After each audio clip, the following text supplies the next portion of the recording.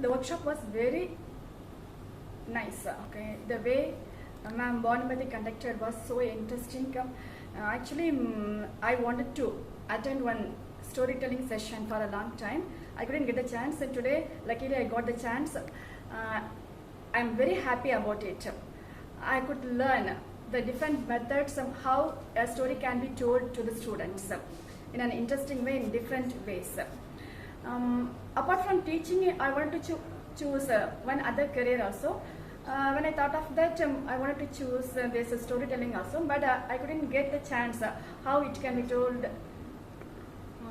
Now I learned what are the ways, what are the different ways that the stories can be expressed, told, narrated to the children. So thank you so much for that one.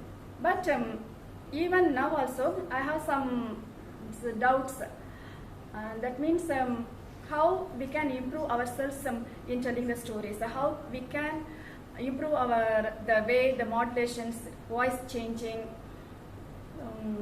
Still, I have to work on that. Hope I'll improve myself later.